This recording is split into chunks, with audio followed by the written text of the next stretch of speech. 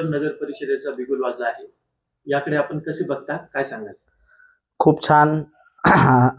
सार्वत्रिक निवडणूक 2025-26 आता लवकरच आपल्या इथे त्र्यंबकेश्वरमध्ये होणार आहे.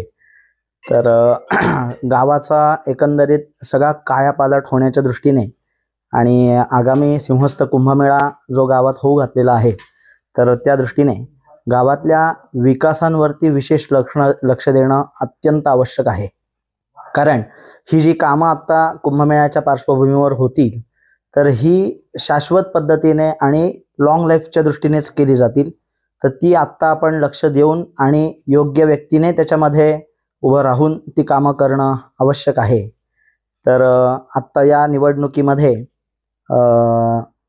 आमची अशी इच्छा आहे, आमच्या पूर्ण गावाची अशी इच्छा आहे, शिवाय यूथची विशेष करून अशी विशेष इच्छा आहे की आमचे दादा श्री कैलासदादा घुले यांनी नगराध्यक्षपदाची उमेदवारी करून त्यांनीच या नगरीचं नगराध्यक्षपद भूषवावं आणि या संपूर्ण नगरीचा कायापालट त्यांच्या हातून व्हावा.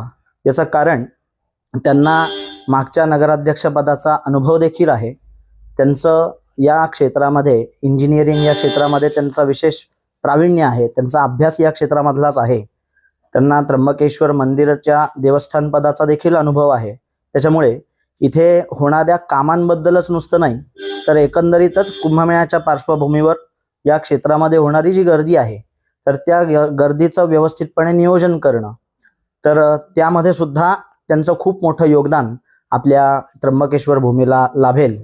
तर आमची प्रांजळ इच्छा अशी आहे की या क्षेत्राच्या विकासाच्या दृष्टीने एक योग्य माणूस म्हणजेच कैलासदादा घुले यांनीच या क्षेत्राचं नगराध्यक्षपद भूषवावं ही आमची विनंती आहे, त्यांना प्रार्थना आहे. नगराध्यक्षांनी कोणत्या कामांना प्राधान्य द्यावे अशी आपली अपेक्षा आहे? गावात आता नवीन रस्ते वगैरे होणार आहेत. शिवाय गावामध्ये जो नवीन कॉरिडॉर होण्याचा एक विषय चालू आहे, तर त्या दृष्टीने गावामध्ये येणारा जो भाविक वर्ग आहे, तसं पाहायला गेलं तर गावाची लोकसंख्या जास्त नाही आहे. हे जे क्षेत्र आहे, हे जे गाव आहे, हे येणाऱ्या भाविकांवरतीच अवलंबून आहे. किंबहुना येणाऱ्या भाविकांवरतीच इथल्या सगळ्या लोकांची उपजीविका ही चालत असते. मग इथे होणारे धार्मिक विधी असतील, इथे होणारं देवदर्शनाचं पब्लिक असेल, इथे होणारे त्र्यंबकेश्वर हे फक्त धार्मिक क्षेत्र नसून एक पर्यटन क्षेत्र देखील अशी ओळख या क्षेत्राला लाभलेली आहे. तर एक पर्यटन म्हणून येणाराही वर्ग या क्षेत्रामध्ये आहे. शिवाय एक आम्हाला त्र्यंबकवासियांना लाभलेला आणखीन एक विशेष योगदान म्हणजे या ठिकाणी निवृत्तीनाथांची समाधी देखील आहे.